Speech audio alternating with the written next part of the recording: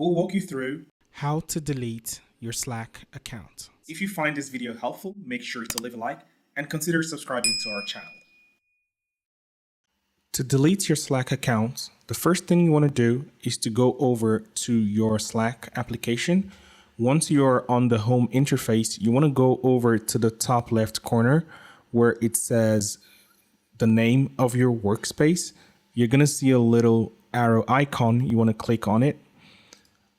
Once you click on the drop down icon, you want to go over to where it says tools and settings, then go over to workspace settings, click on that, and a web page is going to open with information on how to delete your account. Now, it's important to know that every single account is connected to a specific workspace. So you can have different workspaces on your account. And in order to delete those workspaces, you need to do it individually for each single one. So once you're on here, you want to scroll down to where it says delete workspace.